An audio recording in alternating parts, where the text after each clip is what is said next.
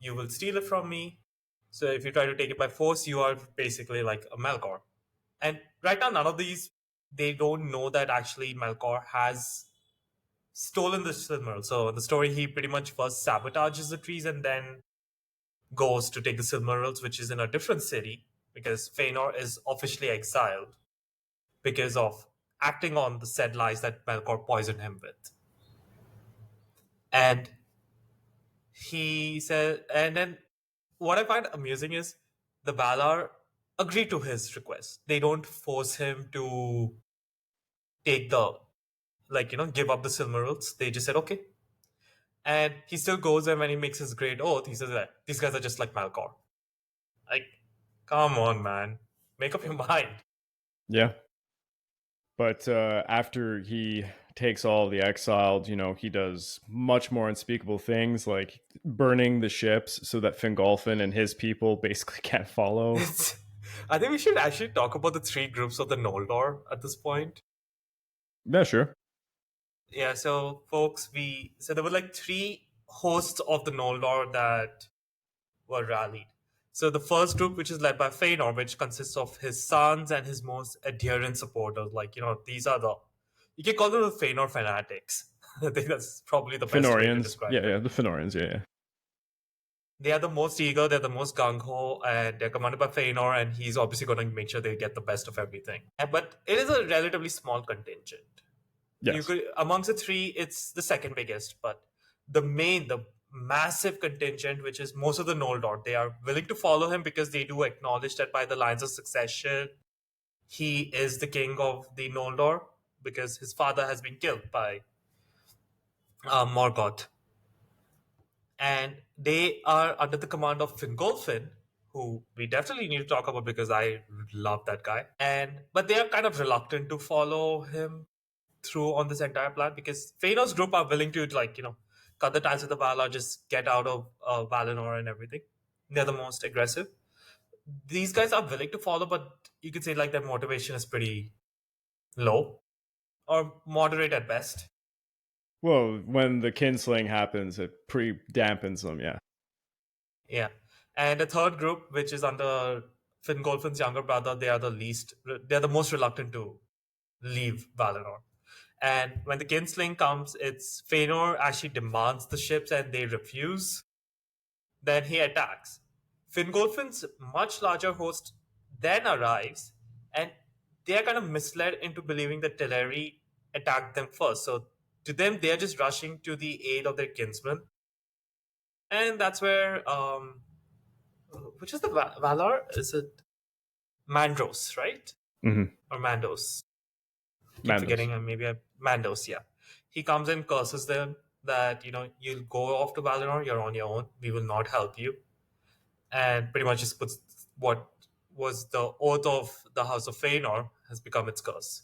And then, yeah, Exactly. as you said, they all get transported kind of like part way to the Middle Earth, you could say. And then, as you said, Fëanor and his host, smaller host, go, and then he just in front of Fingolfin's much larger host, he just burns the ship as it's like, yeah, get lost. Yeah. And then Fëanor and his sons absolutely beat the hell out of Morgoth. Like they are so powerful. Like this is another thing. The most time and the closer you are to the light, whether it was the lamps, the sun, for example, the trees, or the Silmarils, the more powerful you are. Like your physical power, we can even say magical power at this point. There is kind of some Yeah. magical aspects to this.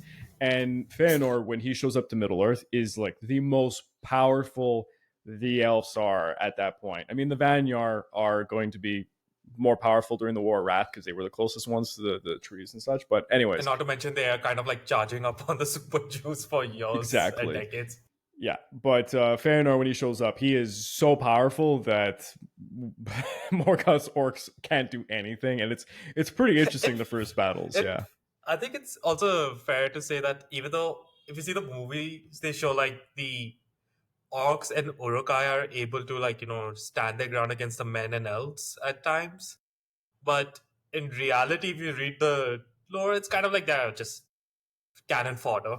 Yeah, in the movies, the latest battle that they show is the last alliance. So it's the siege of Barad-dûr during like the late Yeah, Second Age. At that point, the light is receding out of them. By the Third Age, that's the whole point. Is we call it the waning of the Eldar. So, for example, Galadriel, she's always talking about how like the light's going out of them because she's one of the older Noldor princesses, I right? mean she was born in Valinor itself, so it's been Exactly, over but seven it's yeah, thousand they're years of losing their her. power. Yeah, they lose their power But over time. and I think even Elrond does allude to that, right? He says, "My people are leaving. We are waiting." And but my point is, in the lore also, even like the men of Numenor, or like even the descendants, or even the Rohirrim men who are not exactly Numenorian blood, they can one guy can easily cut down dozens of orcs. Like Yeah, orcs are really weak. It's yeah, not they're like in the movies crooked. where they Yeah, actually crooked legged. they They're yeah. so just imagine if like normal men could destroy dozens of orcs. What could like these supercharged elves who just come from the light do? Yeah, no, there was no chance. But again, the curse of Fëanor is what ends up. It's his downfall. He dies pretty early on, and then his sons they retain the curse all the way till the end. I mean, even when they get their hands on some of the Silmarils, it burns them. They have to throw it into the ocean. It's horrible. They all die Yeah, horrible, horrible deaths. Yeah, especially because they were not willing to like concede on their oath, even when this was like the last two sons of Feanor. But it Feanor did get his end at like the hands of the Balrog commander yeah, Gothmog. Yeah, yeah. That's one of the big battles at the beginning. Yeah, but Fëanor again, he is a villain of the story. That's something a lot of people have a hard time kind of engaging with. It's like he is a villain. Yeah. he is. I mean, look what he murders the Teleri Elves. He blames the Valar if and calls them to be equals of Morgoth, even though they did not force him to give up the Silmarils. They asked for it, but they did not force him. And not to mention, he pretty much incurred the wrath of every Valar and Maiar, pretty much you could say, Oh yeah. because though I think at least his brother was a more noble man. Yeah, you want to talk about his brother Fingolfin, who he's not exactly the stereotype reluctant king or anything like that, but he ends up being the High King of the Noldor after Feanor's death because Feanor's children have to acquiesce that he was, the second born. Yeah, at that point. He was So he, second. He was the oldest from Finwë's yeah, uh, kids, yeah.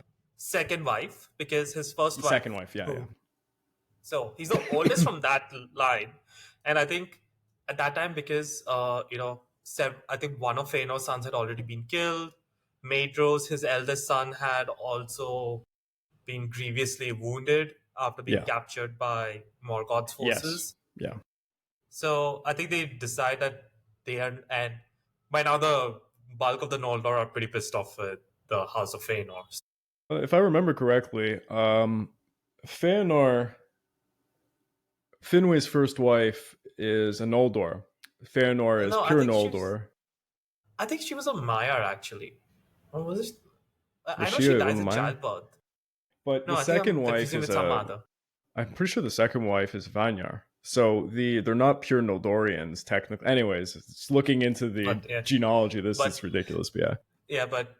what we just know is about Feanor's mom. She died at childbirth Okay, yeah, because that's of true. the drop that is there.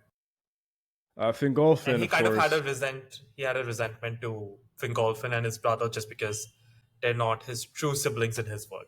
Yeah, exactly. But Fingolfin is thrown into a terrible situation where he now has to basically lead the Noldor, minus he doesn't exactly lead the Fëanorians. The Fëanorians are kind of this antisocial outcast group that they work with them, but they're not part of them really. And yeah, but That's like Fingolfin, but Fingolfin, unlike Fëanor, he's a little bit more balanced.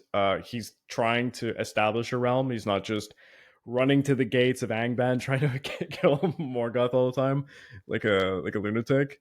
But of course, ironically, Fingolfin ends up having this fight against Morgoth, where he challenges him to single combat, and he does wound him. Gives him a pretty egregious wound, but he's killed in the process horribly, viciously Oh killed. no, but one sec. I think I have that image of their fight. Just give me a. Oh, don't tell me. Shoot, I don't have that image in particular, but oh yeah, it's here.